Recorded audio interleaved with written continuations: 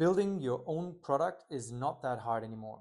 This video is a bit about demystifying this entire idea that you need to be a developer to start building your own product, to build your own company, because now it got a lot easier.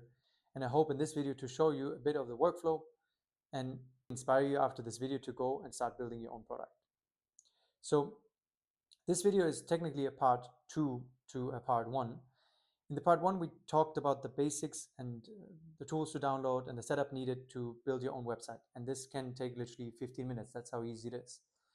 Now in this part 2, we want to talk about building an app. The difference between a website and a web app is that a website is basically just for marketing purposes, for information. So the purpose of this is to be read. A web app is supposed to be used. So we have user interaction, we have user flows. There's a little bit more complexity to it. So this is why this video is about the workflow. How do we come up with ideas? How do we design these ideas? And how do we implement these ideas to create an app with a real user flow?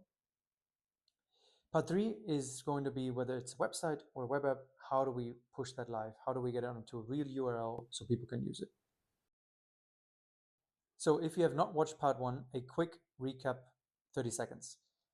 There are two types of tool groups. There's the out-of-the-box tools where you log into the browser and you can use natural language to build your product. This is super user-friendly, but at some point you're locked into the system and locked into the pricing. You can also download free software on your computer, use AI in these programs, and start coding there. We prefer the second option. If you just want to prototype, play around, these are great. If you have real intent to build a proper product, go for this one.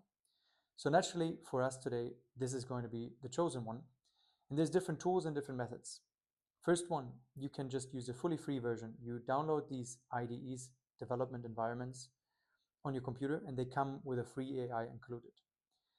If you have a Claude subscription, ChatGPT, Gemini subscription, you can leverage this. You download the same tools, but you add an extension.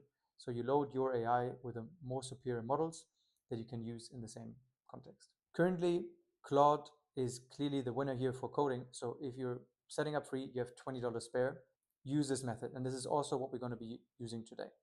Okay, now we should find ourselves all on the same playing field right now.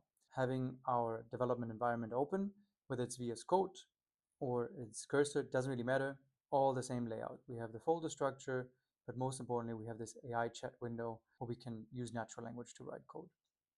And now you might have a great idea already in mind and exactly know what you want. So you can go ahead and start building it from here. This just has two fundamental problems. One of them is if you start just iterating over the idea and writing code, then you create a little bit of a mess because your ideas will change. You're not really clear. You only start learning and understanding what works, what doesn't work while building it. And then in the end, you have an entangled mess that you cannot really fix anymore. And if there's one thing that we non-technical people don't want is messy code that we cannot control anymore. So there's definitely a benefit in thinking things through in the beginning just a little bit and then start building. And the second part is that iterating over an idea is just much slower if you need to wait for the code to build and then you can preview it and then you can see and improve. So there's much better ways to do it. And this is something that I want to show you today. A simple workflow that I follow that helps non-technical people build products very easily and very reliably. And this workflow is quite simple. It's in 3 steps: ideate, design, develop. Meaning, we at any point try to ideate, understand what should the app actually do, And then in the next step, when we know what we should do, and this sometimes seems trivial, but you really have to consider many different aspects, then we understand how do we want to implement this, right? So what should the design look like? What should the user experience be like? And then only then we go into the development mode. This is not supposed to be a lengthy process. It's just taking things step by step to not just start building and creating a mess. There's also a few principles along the lines that make you a lot more efficient, and we'll probably reference them when we go through this process. And this process might be a little bit abstract right now. So the easiest is probably to take a live example and go from first idea to first lines of code. And for this, I think we take an idea that I had the other day. Might not be the best idea, but definitely a really good use case for us. And the idea is Airbnb for workspaces. So meaning there might be offices with empty workspace and there is remote workers that would maybe like to save on not going to an expensive co-work or want something closer by, or want to work in a real office with real colleagues. So you build a platform that matches these two. And again, not sure about the idea, but a platform in the marketplace and these kind of ideas are probably good ideas to do the first demonstration here. And everything starts with the idea. And this can be the very basic idea of what we discussed in Airbnb for workspaces, but this can also be much more granular, meaning what features should we have? What should the features look like? What should the map look like compared to the list? So you see there is a spectrum between the rough idea, the business plan, to the implementation. But all of this comes down to requirements. So we need to have a clear understanding of what we want. And for this, I think the best way is to start, and you might have already done this for some of your ideas, start a discussion with your LLM. So the same way that I did it here, I have an idea, plan with me website similar to Airbnb for workspaces. And then this results in a whole conversation. You can even use this microphone to be much more efficient and get all your ideas out. But the idea is to get a rough plan on the business levels. And then you can also go ahead and just look at other websites. So in this case, there's clear examples that we can draw from. Is indirect competition. So they're not doing exactly the same, but Airbnb, Booking.com, and even another website for finding co-working spaces is doing similar things, right? So I would go ahead and do some research and I look, what do these websites look like? What features do they have? What do they emphasize and what do they not emphasize, right? So this is the part here where we have general business plan, then getting a little bit more concrete about features. And maybe later on, we can even go on websites where we look at a variety of UI screens, Mobbin, Banani, Wizard. For example, I need to create the login flow. There's plenty of ways. We don't need to reinvent the wheel. Let's just look at how other apps are doing it and copy that, right? And a lot of this, you can also brainstorm a lot with AI, right? So I also think a legitimate way is to already start with AI and discuss the idea. We do this in a written level on ChatGPT, but there's also software that assists you with AI. And one great one here is Google Stitch. It's a completely free tool, and with natural language, you can create designs. So as an ideation phase, you can already just go and say, build me an Airbnb for workspaces. So as an inspiration, I look at other websites, but I sometimes also do this. For example, here it was literally one prompt, what I just told you. And then we go ahead in here and we see, okay, it's not that bad. It at least gives us inspiration of there's going to be a landing page, it's going to be a site for the suppliers, it's going to be a site for the guests, and then there's going to be the listing flow and a map. So all of this gives you already a better feeling. Obviously, it's not perfect. There's certain things that I don't like about the branding, about the titles, maybe the flows are missing a lot of things still, but at least it visualizes it, right? So now I can go ahead technically and copy paste this, put it into my discussion here, and then emphasize what I like, what I don't like, what we want to change. And then I can iterate and have this canvas here and create new versions. Okay, you might be wondering why all of this back and forth? Why not just use Claude right away and build it? Let me jump to the part where I explain you this one. We just go for speed here, meaning if we were to develop everything in code right away, it would take super long. If we design everything, we need to wait for the design. This is quicker than code, but still the quickest is natural language. So if you already have a discussion and you see, hey, this is not what I like, refine it. At some point, I think I like what I hear, and I ask, give me a prompt for my design software. I put that in and I get the updated version, and already we get closer to a product that I actually really like, right? So the next part would be, and this you can do until you see what you like, to be honest, is we just take this and start developing it. So we go into our software and now we start our project, right? We need to create a new space, again, in your folder structure as you need it, a new folder for our project. Let's call it new cowork. And this is now that we open, and this is where everything starts. So we want to open up our AI, right? Start a new session, and everything that we have can start here. So now we could technically go ahead, just take a screenshot and say, start implementing. But remember what we said, we don't want to create a mess. So let's take it a little bit step by step. Instead, I would start with explaining the context to Claude, saying, help me build a platform. It's going to be an Airbnb for working spaces. But to be honest, I can text all of this. I can also just go into a chat window here, start dictating and copy pasting it. Makes it a lot easier. And we just have all the context that we need here. So by explaining the idea and asking to just build the foundations that we need to set up this project. And important here is that we only want to build the foundations. So start small and only one screen that we give a design for. Because what will happen, Claude tends to get ambitious and just starts building the entire app with the front end, with the back end, with the data structure, with the sign-in flow, all of these things. It will just literally take half an hour to build you out the entire app. This could be great, but it's completely random because you have not given your input. And remember, we have so many things that we want to specify. We want to give it our own touch. And we saw already when we just let the AI decide for the features is not really the way we want it, right?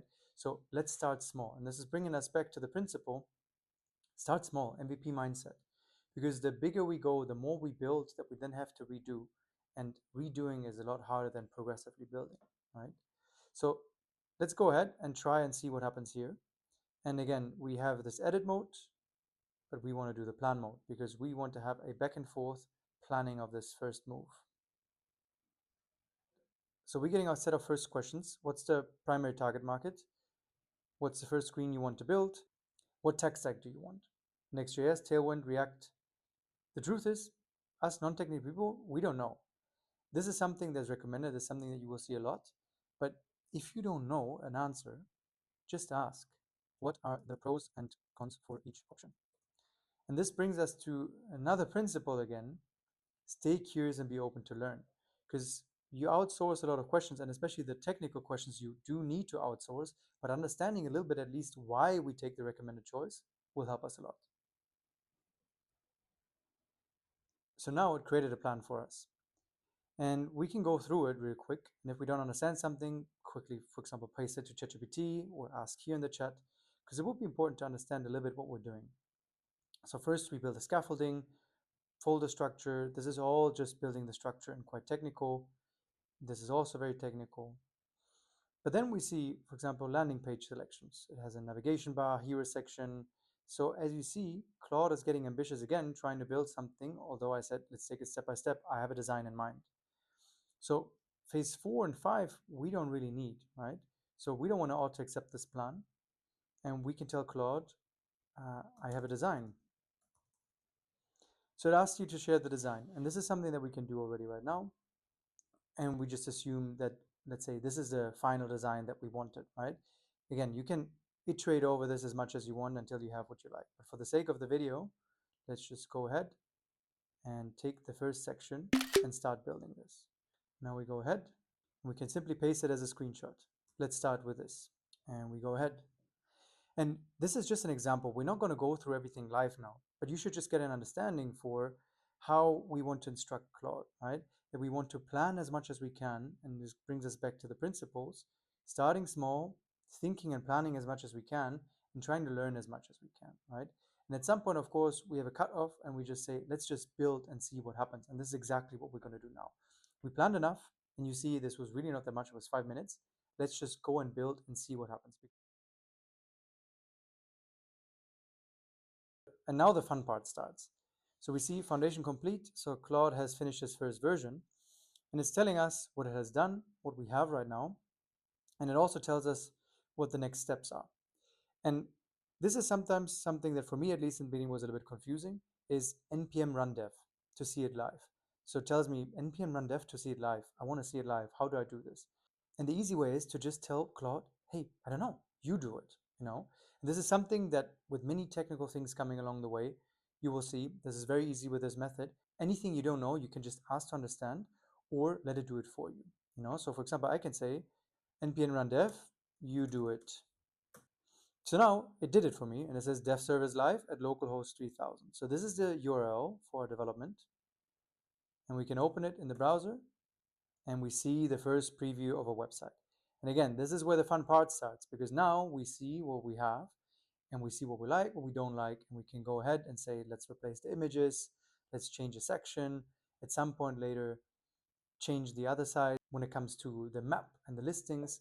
So again, starting small from here, and now we just iterate ourselves way through. So we go to the chat, please change this, please change that. What do you think about this? I want to plan this. You can use plan mode. You can use the ask mode. And this is where the true vibe coding starts, right? So now this should hopefully give you everything that you need to go and start building your first product, right? We had an overview of the tools, download whatever works for you. follow the workflow to not create an AI mess and have some structure to hold on to. So we first ideate, understand on a more broader level what we want, but then even on the granular level for features, how we want to do it. Then we go ahead and design. We can use AI tools to help us iterate over designs visually. And then when we're ready, we go and instruct Claude. And here again, there's a few principles that we want to start small. So for example, first the UI, then we add logic. That we try to not replace thinking too much, but sometimes put in the minimum effort required to really get the most out of it. And then along the way, stay curious to learn, because the more we learn, the quicker we will be in the future and the more quality output we will create. So that being said, this is all you should have. This is not a linear process. Sometimes you take a shortcut and you will go develop right away. This is usually a cycle that you ideate, design, you come up with new ways, and this is the whole point and the fun of vibe coding. So just go ahead, try out your idea, and then stay tuned for the part 3, where we'll talk about how do we go from this weird looking link where you see everything live until you like it and publish it live so other people can use it.